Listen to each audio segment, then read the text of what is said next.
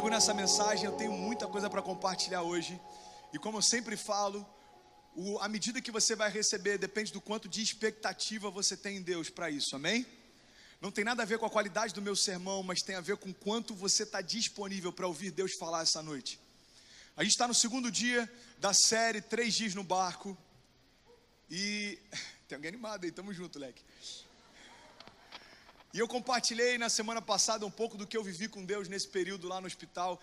E hoje eu quero falar sobre inúmeras coisas que Deus falou comigo, mas preste atenção, em cada uma dessas coisas eu tenho certeza que você vai ser tocado de uma forma diferente, amém? Porque por mais que a gente fale para uma série de pessoas, cada um de nós vai ouvir Deus falando de forma individual essa noite. Eu quero te convidar a abrir a sua Bíblia em Atos 16, versículo 22. E é uma passagem que a gente já leu inúmeras vezes, eu já ministrei sobre ela, mas eu quero te convidar a perceber algo diferente nessa noite. Sabe, quando eu estava lendo essa passagem lá, durante a minha internação, Deus me mostrou algo que eu nunca tinha percebido nessa passagem. E é uma passagem muito conhecida, fala sobre Paulo e Silas numa prisão. Atos 16, 22. Acompanha comigo, diz assim: a multidão ajuntou-se contra Paulo e Silas, e os magistrados ordenaram que se lhes tirassem as roupas e fossem açoitados.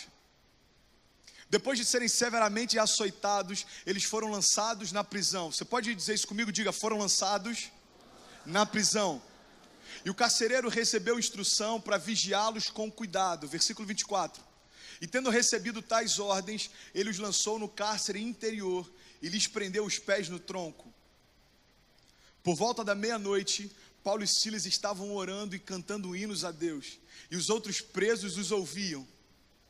E de repente houve um terremoto tão violento que os alicerces da prisão foram abalados, e imediatamente todas as portas se abriram e as correntes de todos se soltaram. Quantos podem dizer glória a Deus por isso?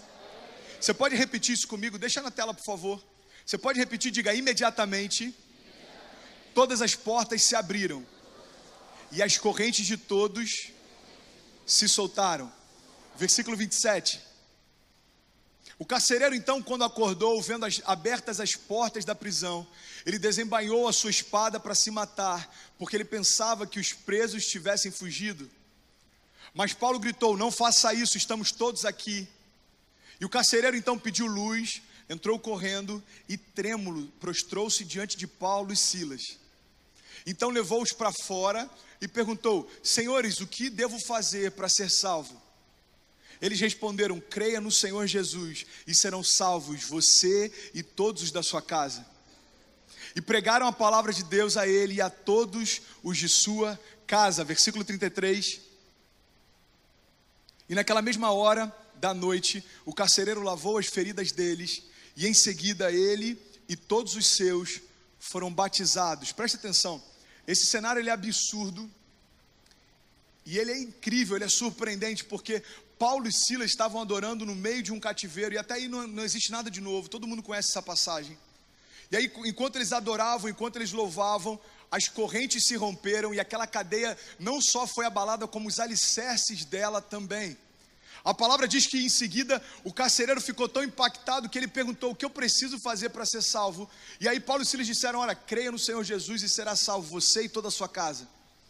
Só que essa pregação não terminou naquele momento, porque o carcereiro não só acreditou no que eles falavam, como desejou que eles falassem para toda a sua casa também. Olha só que louco, aquele que antes o prendia, agora estava levando Paulo e Silas para que compartilhasse dessa mesma mensagem de libertação para toda a sua família. Você consegue imaginar esse carcereiro chegando em casa com duas pessoas completamente estranhas? Eu imagino a esposa dele e os filhos perguntando: papai, quem que são esses caras? Ah não, filho, esses dois são duas pessoas que estavam presas e papai trouxe para falar de Jesus para vocês. Como assim, pai? Aqueles dois não só falaram de Jesus para aquela família, como batizaram todos da casa do carcereiro. Presta atenção, não terminou aí. O carcereiro estava tão impactado que ele chegou ao ponto de lavar as feridas deles e dar jantar para eles também. Acompanha comigo, continua a leitura, por favor. Galera da mídia, vem comigo, por favor. Versículo 35 diz assim: e quando amanheceu... Não, versículo 34, volta um. Então os levou para sua casa, serviu-lhes uma refeição, e com todos os de sua casa alegrou-se muito por haver crido em Deus. E quando amanheceu, os magistrados mandaram seus soldados ao carcereiro com essa ordem: solte esses homens. O carcereiro então disse a Paulo: Paulo, os magistrados deram ordens para que você e Silas sejam libertados. Agora vocês podem sair. Você pode declarar isso comigo? Diga: agora você pode sair. Diga: agora você pode sair. Se você continuar essa leitura, preste atenção em mim, por favor. Se você continuar essa leitura, você percebe que Paulo e Silas, eles eram muito ousados. O que Paulo diz é o seguinte: não, a gente não vai embora assim. Porque quando vocês prenderam a gente, os magistrados nos prenderam diante de todo mundo. Agora vocês mandam nos libertar em secreto? Não. Aqueles que nos prenderam, agora precisam vir nos libertar também. Meu irmão, preste atenção, o que eu aprendo com isso é o seguinte: eu fiquei lendo sobre essa passagem, talvez você nunca tenha percebido que as cadeias foram quebradas e as correntes foram destruídas, mas eles não foram embora. Porque quando a gente lê sobre o terremoto que aconteceu, a gente entende que o terremoto trouxe libertação, mas não foi isso que aconteceu. Porque se de fato eles tivessem sido libertos, eles teriam ido embora e a gente continuaria lendo o que aconteceu depois do terremoto. Mas Paulo e Silas, depois que as cadeias se abriram, foram para a casa do carcereiro e continuaram aguardando a ordem para que fossem soltos. Sabe o que Deus falou comigo enquanto eu li essa passagem? Liberdade não é fuga. Sabe, eles poderiam ter ido embora, mas a sentença continuaria sobre eles. Sabe por que tem muita gente vivido um evangelho pela metade? Porque aceita a verdade que diz que aquele que conhece a verdade está liberto, mas não entende que liberdade não é fuga. Meu irmão, liberdade não é para que você tenha autorização para pecar. Liberdade é para que você tenha poder sobre o inferno e a morte para não pecar mais. Liberdade não é para que a gente tenha uma vida qualquer com a nossa namorada e depois num culto, quando houve um louvor sobre a graça de Deus, a gente se derrame. Não, liberdade é entender que aquilo que Jesus fez por nós é suficiente para que o meu namoro seja santo também. O que eu fiquei impactado quando eu li sobre isso é que a minha vida inteira, quando eu leio sobre Paulo e Silas louvando a Deus na prisão, a gente normalmente para no momento em que as portas se abrem, mas poucas pessoas percebem que as portas estavam abertas, mas eles continuaram esperando uma ordem. Sabe, quando o evangelho entra na tua vida, meu irmão, é como se as portas fossem abertas e as correntes fossem quebradas, mas você precisa entender o que Jesus fez na cruz sobre você. Sabe, eu consigo imaginar a diferença entre o que aconteceu com Paulo e Silas e trazendo para os dias de hoje. É como se fosse o seguinte: quando você vem à frente no final do culto e reconhece Jesus como Salvador, é como se as portas se abrissem e as correntes caíssem no chão. Só que isso é parte da libertação, porque ela se torna real na tua vida quando você entende que o que vai acontecer não depende do que um homem te prometeu, mas do que a palavra diz a teu respeito. Porque se eu me contento em conhecer o evangelho apenas pautado naquilo que dizem para mim que o evangelho é, eu vou sempre conhecer e experimentar o evangelho pela metade. Quantos estão entendendo isso? Deixa eu te dar um exemplo simples. Se eu tivesse saído do hospital antes do tempo do tratamento, eu me sentiria livre, mas eu não estaria curado. Meu irmão, eu estava sentado num quarto que tinha vista panorâmica para o McDonald's. Quantos conseguem entender isso? O meu quarto tinha vista panorâmica para o McDonald's. Só que a minha comida era comida de hospital. Eu acho que eu estava como o povo no deserto, que acreditava que tinha algo para acontecer lá na frente, mas ainda não podia experimentar. Ouvia falar a respeito do mel, a respeito das uvas e tudo aquilo que Deus tinha preparado, mas todos os dias comia a mesma coisa. Era assim que eu estava naquele quarto de hospital. Mas preste atenção, eu poderia, meu irmão, ter trocado a roupa, tirado meu catéter, saído pelo corredor e falar: ó, o menino tá bem, ele falou que daqui a 30 minutos ele vai sair, que ele está no banho, deixa ele lá e tal. Poderia ter saído disfarçado, comido McDonald's, estava tudo certo. Eu me sentiria livre, cara, em poder comer um Big Mac de novo. Como eu me sentiria livre? Agora preste atenção, o fato de eu estar fora não significa que eu estou livre. Sabe por quê? Porque sair do cativeiro fisicamente não significa estar livre plenamente. Meu irmão, os cativeiros que nos prendem não são físicos. É por isso que você mudar de cidade não vai mudar a tua história. É por isso que você mudar de faculdade ou curso não vai melhorar o teu autoestima. É por isso que você mudar de namorada não vai resolver o teu problema. É por isso que você sair da casa dos teus pais não vai facilitar a tua vida. É por isso que você mudar de igreja não vai tornar você mais crente. É por isso que você mudar de pastor, porque o pastor anterior não respondeu o WhatsApp, não vai fazer com que você se sinta cuidado. Meu irmão, os cativeiros não são físicos e a maior parte deles existe dentro de nós. Paulo e Silas já estavam livres, independente do cativeiro, continuaram livres mesmo depois que as portas se abriram. Por que eles não saíram então? Porque eles sabiam que havia uma sentença sobre eles, e aqueles que o condenaram seriam obrigados a declarar que eles estavam livres também. É assim que o evangelho funciona, meu irmão. Aquelas pessoas que viram você sendo motivo de vergonha, vão ver você agora recebendo de Deus dupla honra. Para mim, existe algo maravilhoso que tem acontecido nesses últimos 6 meses, que é a oportunidade de plantar uma igreja na cidade onde eu já fui motivo de vergonha para os meus pais. Sabe, chegar toda segunda-feira em Cabo Frio e ver uma quadra com 800, 900 pessoas, numa cidade onde eu bati de carro bêbado, era preso e fazia besteira toda hora. Para mim isso é surreal, porque é como se o próprio Deus falasse: esse é o poder do meu evangelho em alguém disponível. Alguém que antes era motivo de vergonha, agora é motivo de honra para os pais. Mas isso não tem nada a ver comigo, porque, preste atenção, eu li algo que eu achei maravilhoso, sabe? Não adianta a gente tentar mudar, porque Jesus não se crucificou. As mudanças não dependem de nós. Preste atenção, você tem que estar disponível para que Ele faça, porque tentar ser uma pessoa melhor, a gente até tenta, meu irmão, mas o evangelho não veio para melhorar quem a gente é. O evangelho não veio para camuflar os nossos defeitos. O evangelho não veio para tornar a gente um pouco mais simpático. O evangelho veio para tornar cada um de nós uma nova criatura. Jesus não se crucificou, Ele foi crucificado. Você não tem poder para mudar todas as coisas. Você precisa estar disponível para que Ele mude. Acompanha comigo, eu tenho tanta coisa para falar hoje, mas eu preciso que vocês venham comigo, amém? Vocês estão comigo? Sabe o que nos torna livre em meio a qualquer circunstância? É uma promessa que foi liberada. E essa promessa diz que aonde o Espírito de Deus está, ali há liberdade.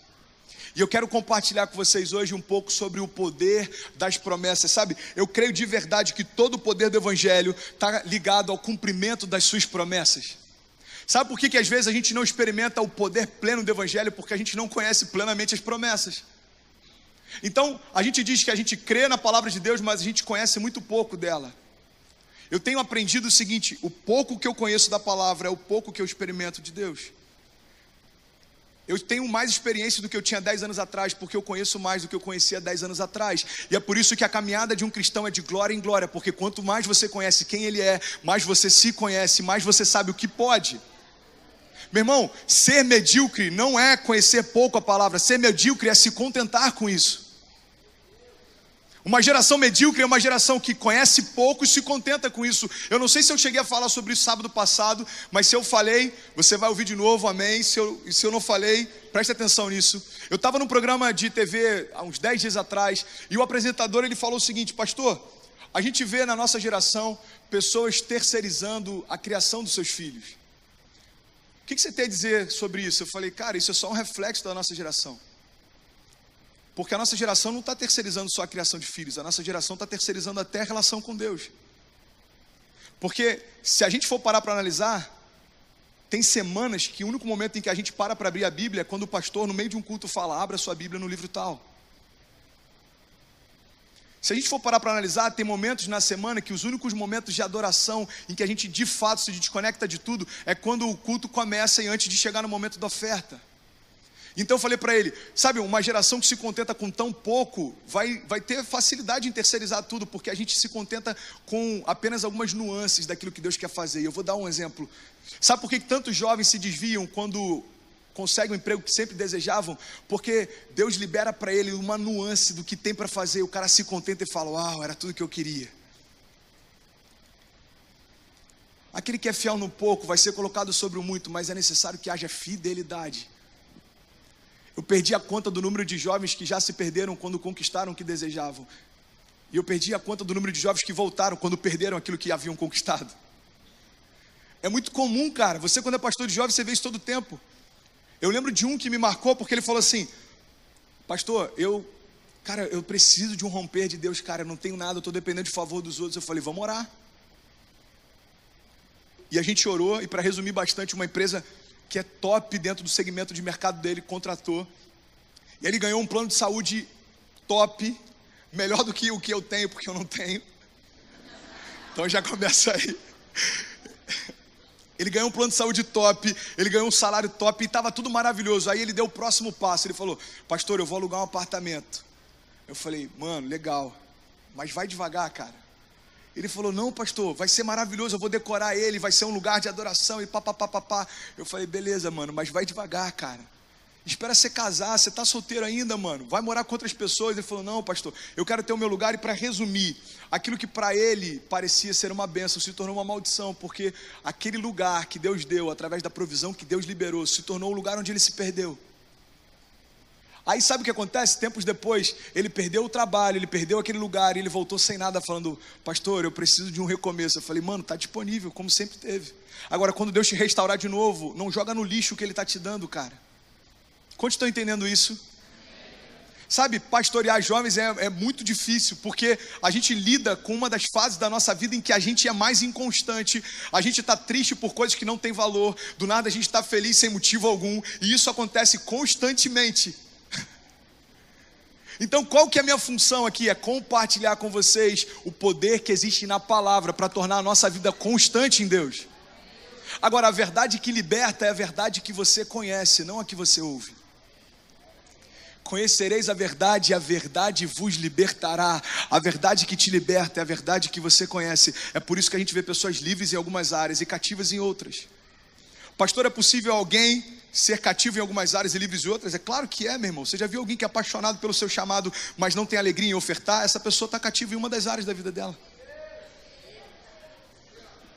Você já viu alguém que tem paixão, cara, pela presença de Deus, mas não sabe honrar os seus líderes? Meu irmão, essa pessoa tem liberdade na presença, mas o cara está cativo em relação à honra. Agora, liberdade plena significa conhecimento pleno daquilo que ele pode fazer e ele quer fazer. É como se ele dissesse, olha, eu tenho plenitude para liberar sobre vocês, mas você precisa conhecer plenamente o que eu tenho. Porque se você conhece em parte, você experimenta em parte. Sabe, um dos convites que a gente recebe todos os dias é da gente se contentar com um pouco. Preste atenção nisso. Meu irmão, eu lembro que no início da minha conversão eu não acreditava que falar em línguas era algo disponível para todo mundo. E eu brigava com o Kezinho em relação a isso. Eu falava, amor, isso é algo específico. Isso é algo para alguns, cara. Falar em línguas, tá doido? Isso não é para todo mundo. Até que um dia eu estou pregando na garagem da minha casa e eu fui batizado com o Espírito Santo. E aí eu entendi, não, peraí. Tem coisas que eu não conheço plenamente e eu acho que eu sei. Deixa eu sentar e deixar Deus falar comigo. Porque é normal, quando a gente é jovem, a gente tem um ímpeto de se levantar e ensinar coisas que a gente ainda nem aprendeu. Sabe o que eu comecei a aprender nesse tempo de caminhada? É que estar disponível é o segredo para experimentar plenamente o que Deus tem para nós. Sabe, coisas que no início eu achava que não eram reais, hoje eu experimento. Sabe por quê? Porque na nossa caminhada com Deus existe um convite muito sutil, que é o seguinte, cara, você não precisa crer tanto assim.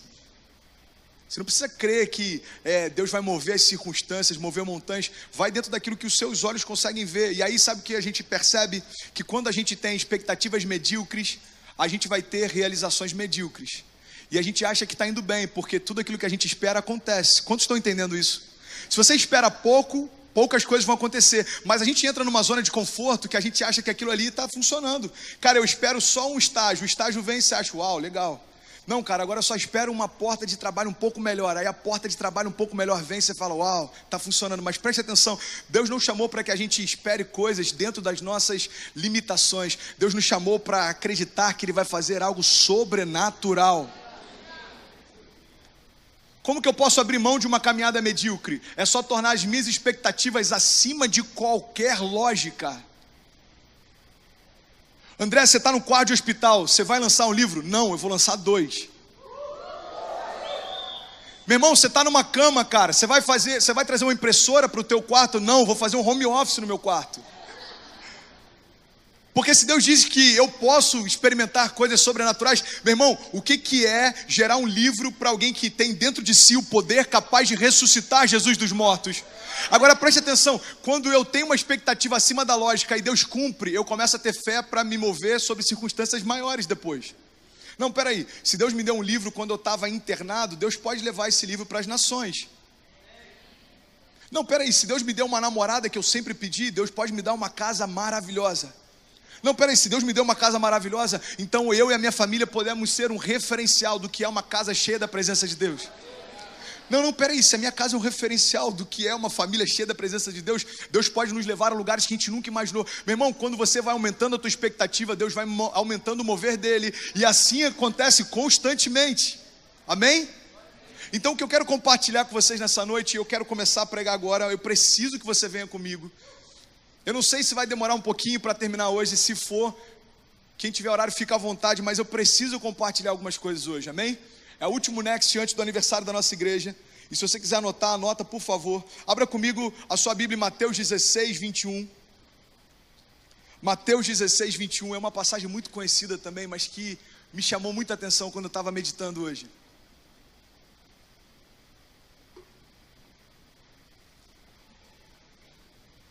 Todos acharam? Mateus 16, 21. Jesus chega para os seus discípulos e ele faz a seguinte pergunta: quem as pessoas dizem que eu sou?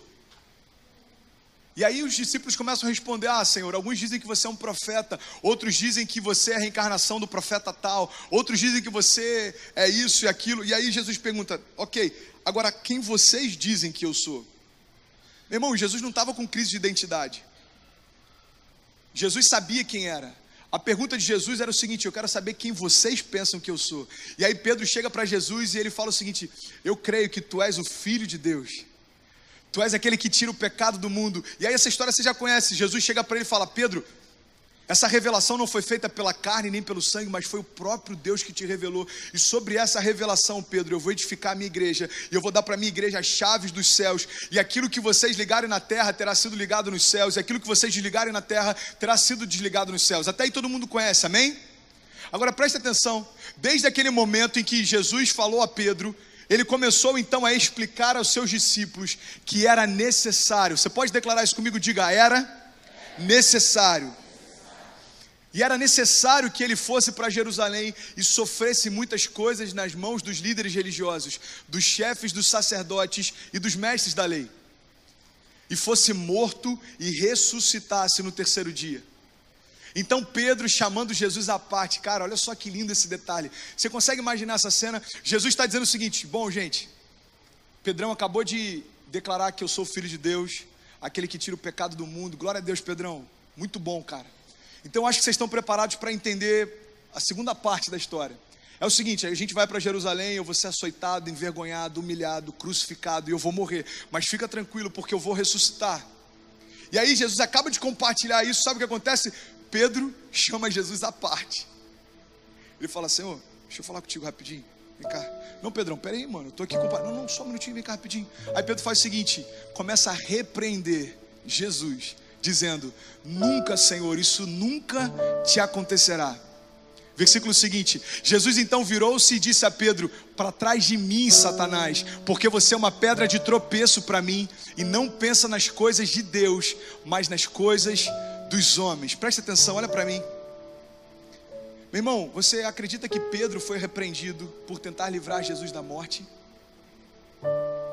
Não. Pedro foi repreendido por tentar livrar Jesus do cumprimento das promessas. Porque tudo que Jesus fez tinha poder, porque cumpria promessas que haviam sido feitas antes dele vir. Preste atenção nisso, olha para mim. Quando Pedro chega para Jesus e fala: Senhor, você não vai morrer, isso nunca acontecerá, para Pedro é uma expressão de cuidado. Só que para Jesus, ele está livrando ele da única coisa que fez com que ele viesse para a terra. Jesus não veio à terra para passeio, Jesus veio para morrer numa cruz. Jesus não veio para a terra e a cruz foi um engano, foi um problema no meio da trajetória. Não, ele foi gerado no ventre de uma mulher. Ele cresceu em estatura e graça diante dos homens. Ele aprendeu a palavra, manifestou milagres, ensinou os discípulos. E ele caminhou sobre a face da terra exatamente para que se cumprisse a palavra que dizia que maldito é aquele colocado sobre o madeiro. Jesus veio para morrer naquela cruz. Quando Pedro está dizendo para ele, Senhor, não vai acontecer isso, Pedro está dizendo o seguinte: Senhor, não vai se cumprir uma promessa que foi feita pelo teu Pai. Vocês estão comigo, amém? Sabe o que eu percebo? Todas as vezes que Jesus repreendeu Pedro, é porque Pedro tentava lutar contra o cumprimento das promessas. Meu irmão, todas as vezes em que a gente vai ser repreendido por Deus, é quando a gente lutar contra o cumprimento das promessas dele sobre as nossas vidas. Porque, como eu disse anteriormente, o poder do Evangelho está justamente no cumprimento das promessas que ele faz. Por isso que uma vida sem conhecimento das promessas significa uma vida sem poder do Evangelho. Se eu conheço poucas promessas, eu vou experimentar pouco poder. Se eu conheço muitas promessas, eu vou experimentar muito poder. Porque o poder está no cumprimento delas. Todos estão entendendo até aí, amém? Olha só, acompanha comigo, por favor. João 18:3, não precisa abrir sua Bíblia. Diz assim: então Judas foi para o olival, e ali estava reunido Jesus e os seus discípulos, e levando consigo um destacamento de soldados e alguns guardas enviados pelos chefes dos sacerdotes e pelos fariseus, levando tochas, lanternas e armas. Jesus, sabendo tudo o que iria acontecer, saiu e lhes perguntou: a quem vocês estão procurando? A Jesus de Nazaré, responderam eles. Sou eu, disse Jesus. E Judas, o traidor, estava com eles. E quando Jesus disse, sou eu, eles recuaram e caíram por terra. E novamente lhes perguntou, a quem procuram? E eles disseram, nós procuramos a Jesus de Nazaré. E respondeu Jesus, já lhes disse que sou eu. Se vocês estão me procurando, deixem ir embora esses homens. E isso aconteceu para que se cumprisse a palavra que dissera, não perdi nenhum daqueles que me deste.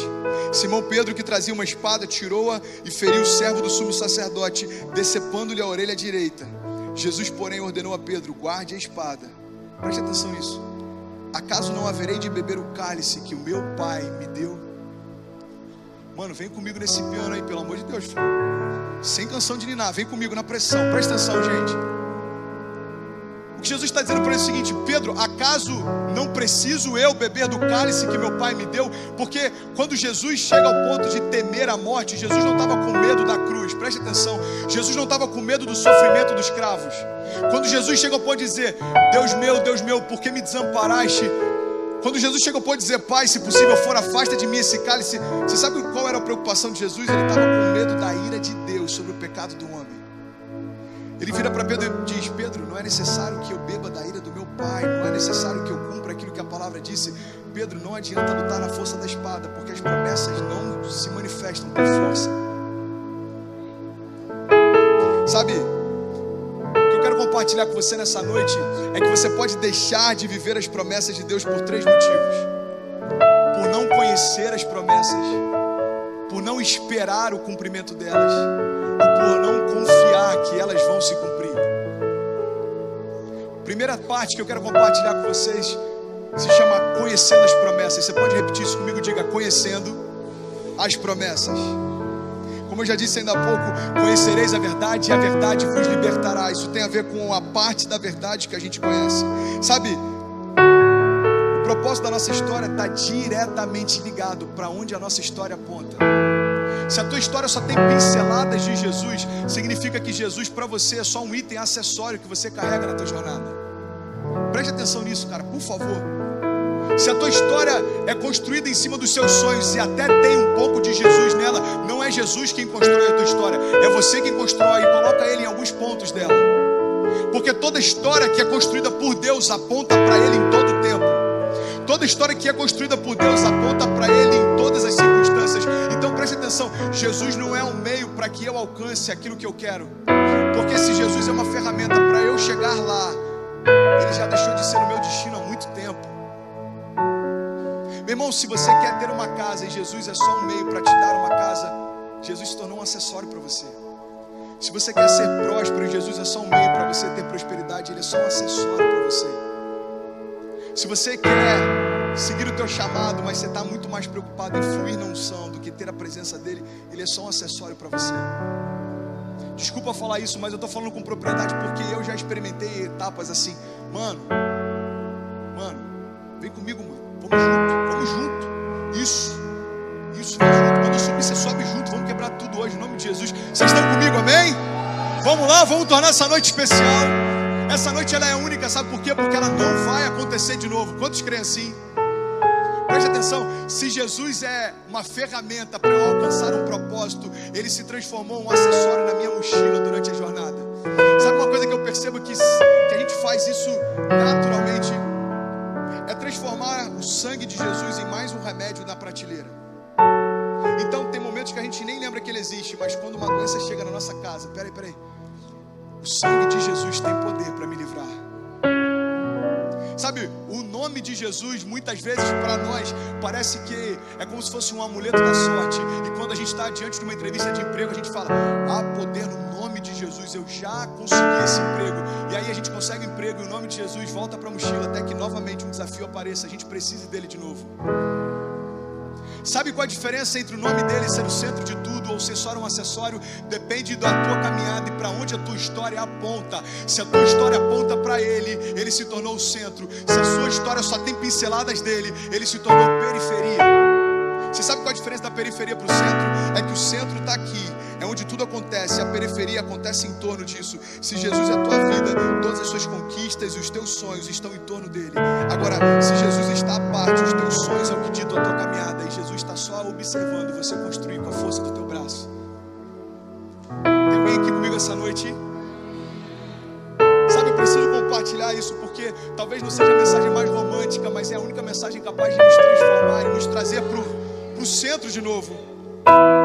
Meu irmão, eu não acrescentei Jesus na minha história, ele se tornou o centro e tudo ao meu redor virou acessório. Porque a construção da nossa história deve ser vertical. A construção da nossa história deve ser vertical, porque a gente entende para onde a gente está indo. E se você quer crescer para os lados, não tem sentido, porque o caminho está errado, irmão.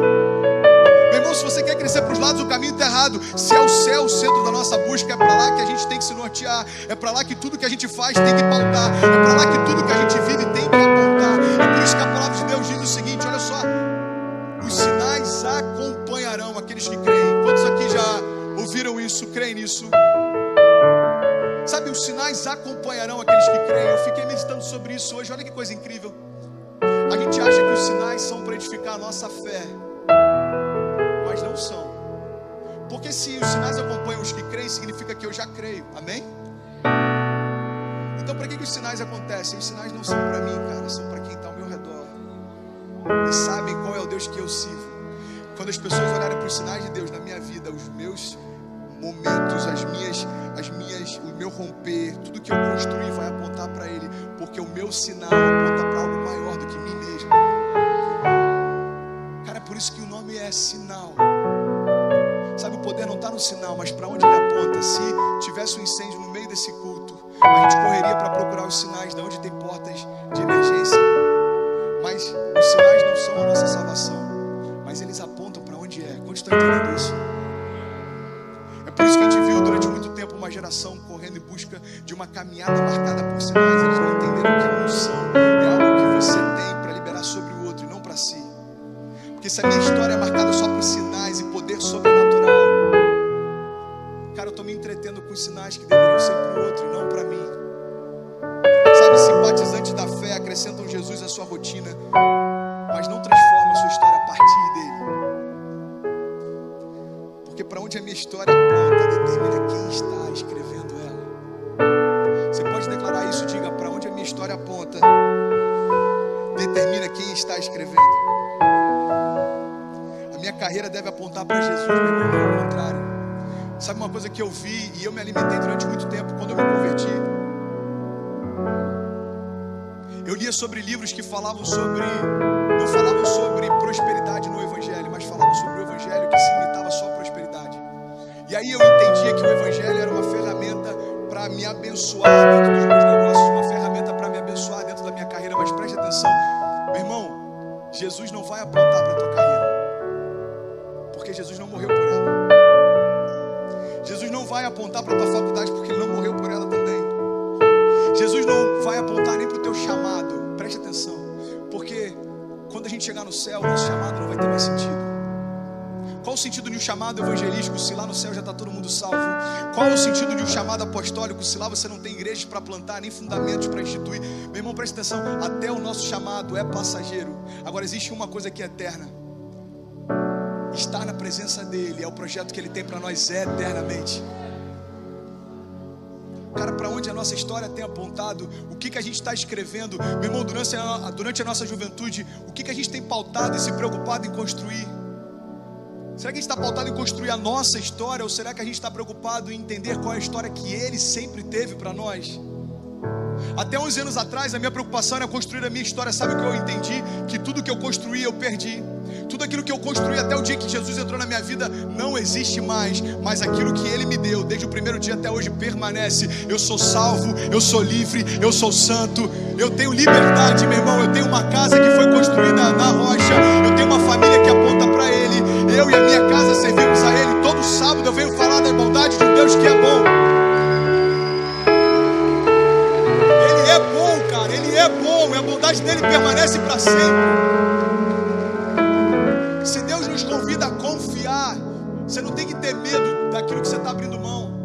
Porque aquilo que você abre mão para viver com Deus não se compara com a glória reservada para nós. Não se compara. Ah, pastor, mas o emprego que eu tenho é tão bom, cara. Eu tenho que negociar alguns princípios, mas ele tem me abençoado tanto. Não, meu irmão, ele tem te dado coisas que você deseja, mas a bênção não faz com que você fira princípios.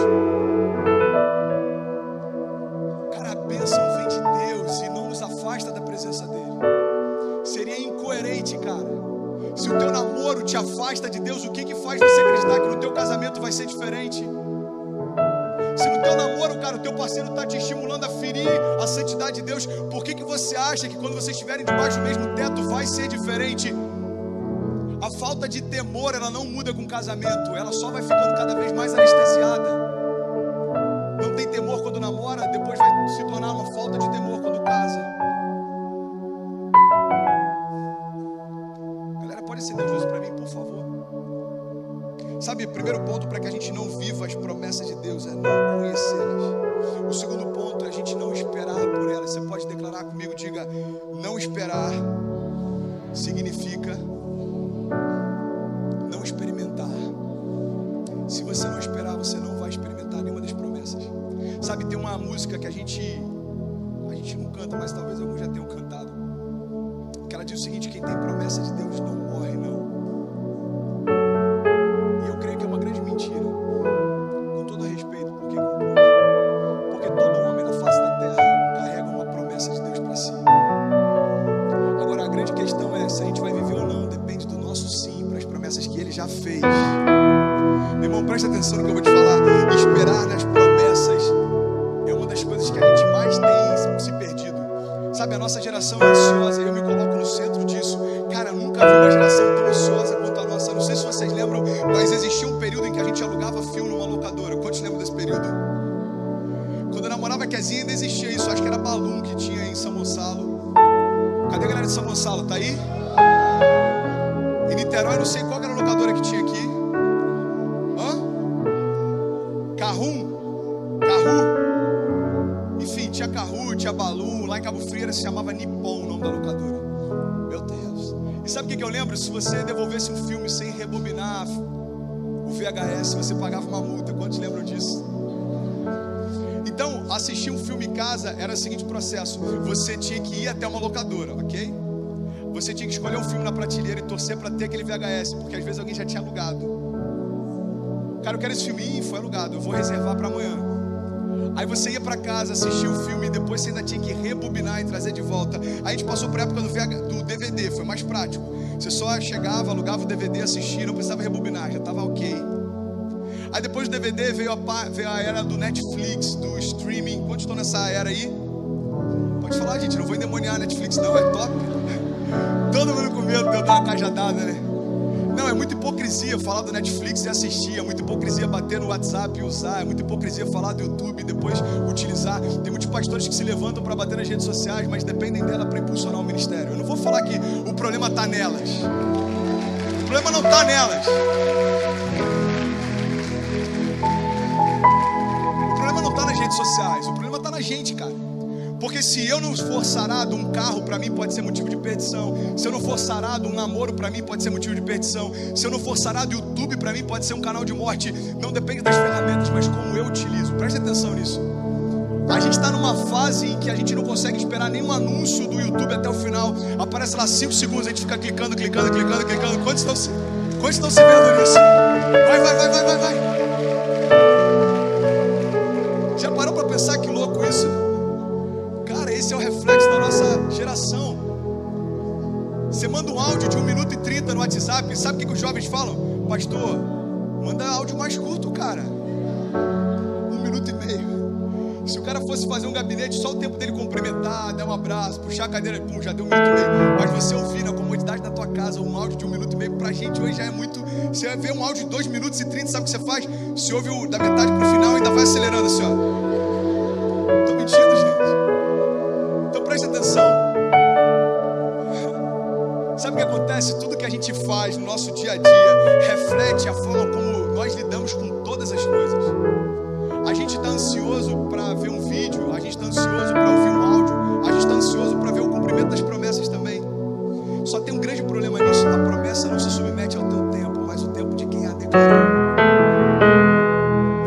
Irmão, aqui existe um grande desafio: é você desejar o cumprimento da promessa, mas não aguardar o tempo de quem a fez. Sabe, não saber esperar o tempo da promessa significa não viver a promessa, ou se contentar com algo que parecia com o que foi prometido. Deus prometeu algo e aparece algo parecido. Você não está afim de esperar, então, Deus, tá bom, cara, parece com aquilo que você me prometeu. Só que quando a gente se contenta com aquilo que parece com a promessa, o genuíno de Deus nunca vai vir. Porque quando Ele olhar para você, você está ocupado demais, entretido com aquilo que parece com o que Ele te prometeu. Meu irmão, esperar a promessa significa receber a promessa. Esperar a promessa é necessário para que ela se cumpra. Atos 1:4, presta atenção, diz assim: certa ocasião, enquanto comia com eles, deu-lhes essa ordem. Jesus disse para os discípulos: não saiam de Jerusalém, mas esperem pela promessa do meu Pai, da qual eu falei a vocês. Pois João batizou com água, mas dentro de poucos dias vocês serão batizados com o Espírito Santo. Sabe, a promessa que Jesus liberou sobre os discípulos não era nova, já havia sido liberada pelo profeta Joel. O profeta Joel declarou: olha, eu derramarei do meu Espírito sobre toda a carne. Então quando Jesus faz essa promessa, Ele está declarando algo que já havia sido declarado, ou seja, todo o povo já conhecia essa promessa. Mas sabe o que é interessante? Quando Jesus declara isso aos discípulos, existiam centenas de pessoas naquele lugar. Alguns dias depois, quando se cumpre a promessa em Atos 2, a palavra de Deus diz que eles estavam reunidos em um só lugar e veio sobre eles poder através do Espírito Santo, como línguas de fogo, e se repartiu sobre cada um deles. Eles foram cheios do Espírito Santo de Deus e se cumpriu a promessa feita pelo profeta Joel. Presta atenção. Você sabia que do dia em que Jesus fez a promessa, alguns dias depois, quando a promessa se cumpriu, centenas de pessoas desistiram de esperar por ela? Meu irmão, se as pessoas não conseguem esperar o próprio Deus em forma de carne prometendo, é comum a gente desistir antes de Deus prometer o que falou pra gente. Quantas vezes eu já me equivoquei, cara, quantas coisas erradas eu já fiz por ansiedade. Mas presta atenção, existe uma bênção sobre a espera. E sabe qual é a bênção? É que você vai experimentar não algo que se parece com o que Ele te prometeu, mas toda a promessa que Ele fez a teu respeito vai se cumprir.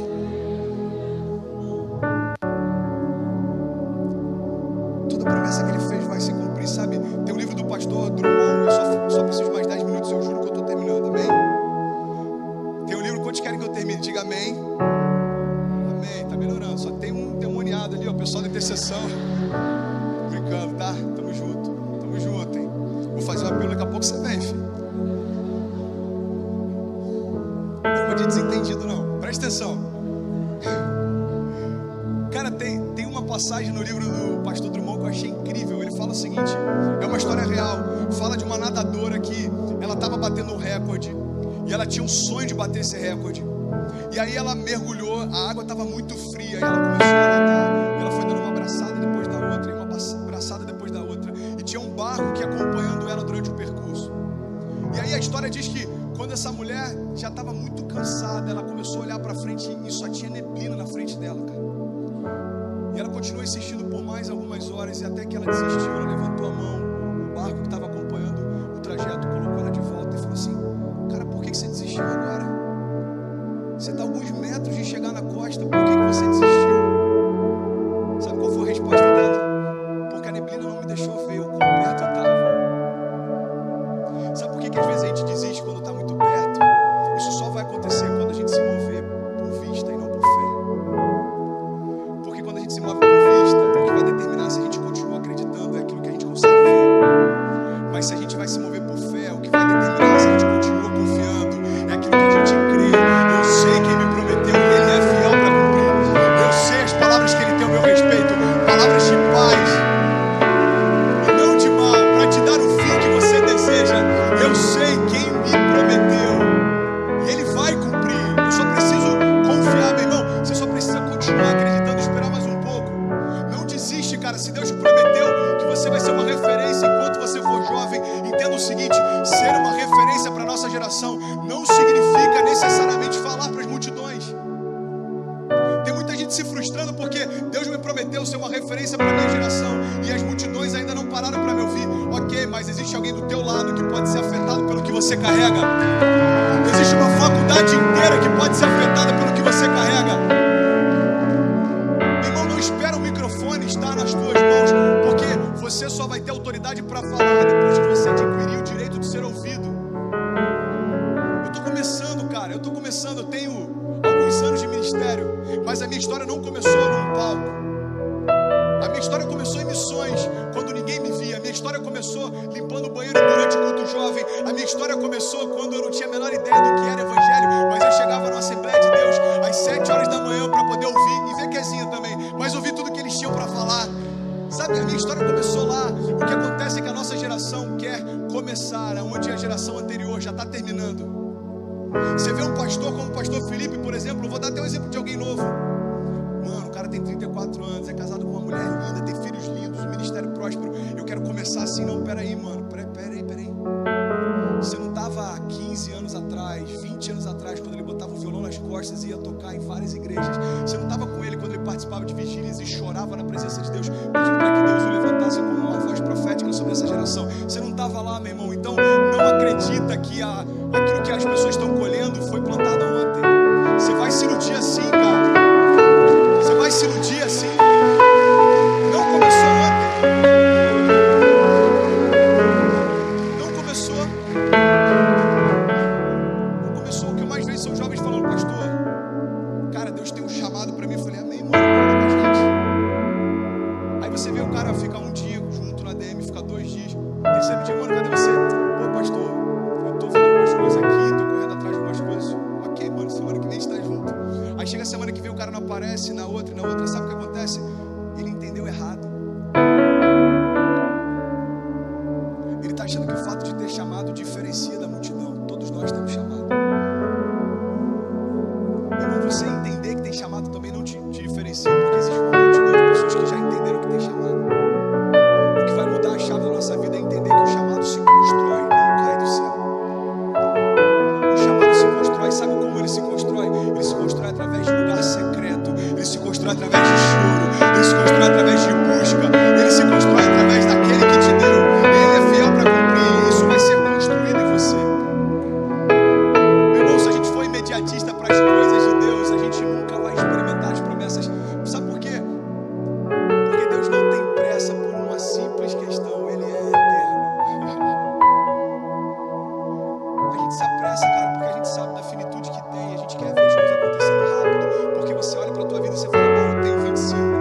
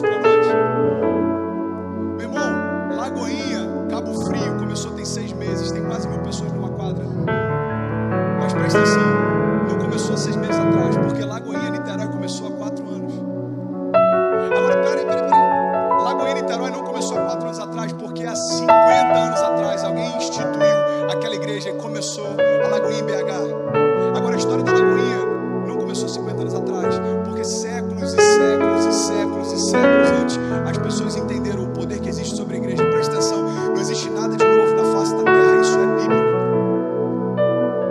O problema é que a gente entende que existe uma revolução para ser gerada através de nós, mas a gente não entende que nenhuma revolução significa rejeitar o velho, significa conhecer o que Deus já fez para saber aonde Ele vai nos levar, significa respeitar aquilo que já foi estabelecido para que a gente possa fluir no novo de Deus. Meu irmão, se você não honra a tua liderança, você nunca vai ser um líder.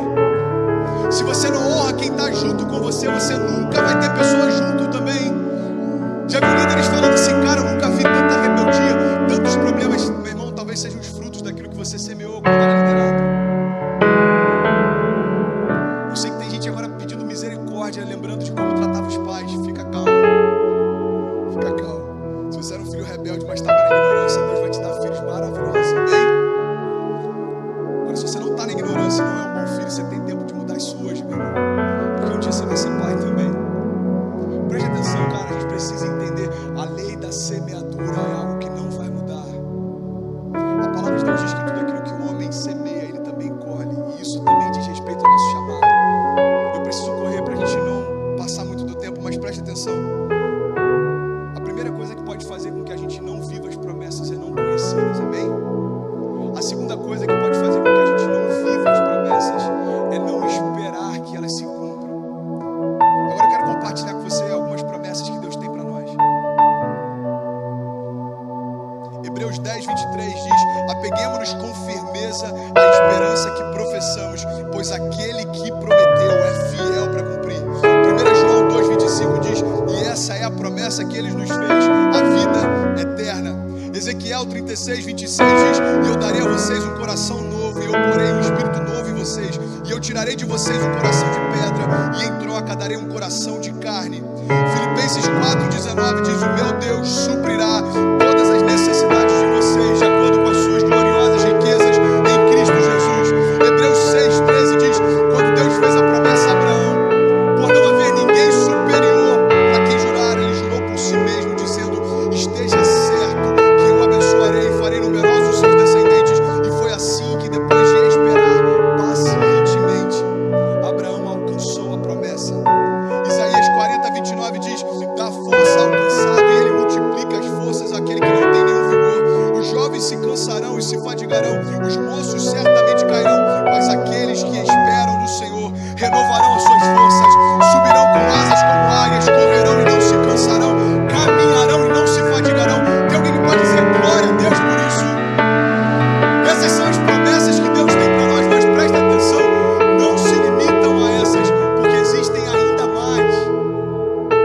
Meu irmão, a única coisa capaz de manter um homem confiando é quando ele conhece aquilo que foi prometido, porque não dá para você obedecer a algo que você não sabe que foi pedido.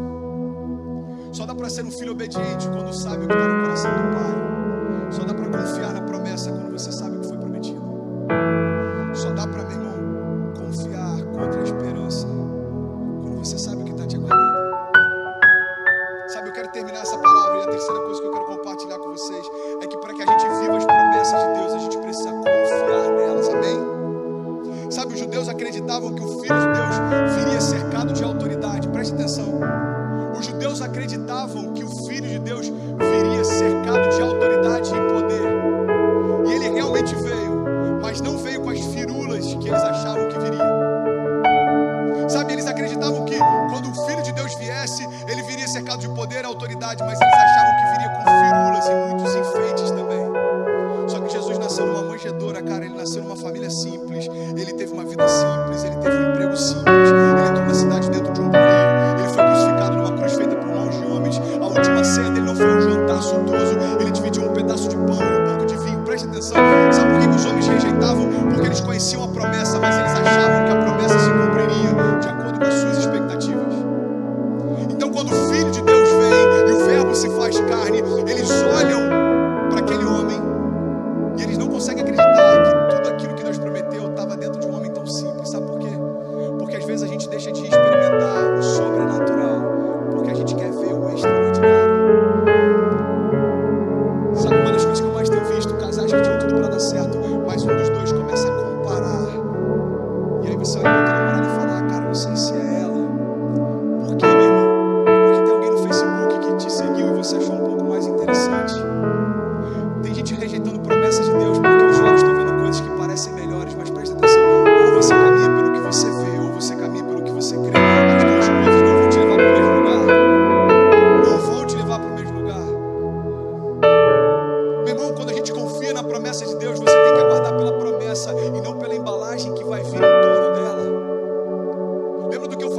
de chamado. Sabe por que tem gente rejeitando o chamado?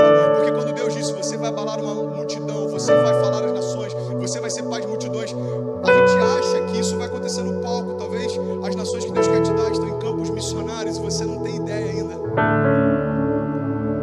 Cara, eu vou liberar sobre você o poder, e quando você falar no meu nome, pessoas vão se quebrantar. Amém. Meu Deus, eu só preciso de uma oportunidade. Que o pastor Felipe me chama um dia, que o André me chama um dia para dar uma palavra de oferta, e aí todo mundo vai ver o poder que Deus liberou sobre mim. Meu irmão, presta atenção. Quando a gente espera uma plataforma para poder fluir naquilo que Deus deu, não tem mais nada a ver com Ele, cara. Não tem mais nada a ver com Ele. Sabe por quê? Eu sei de onde eu vim, eu sei para onde Ele vai me levar.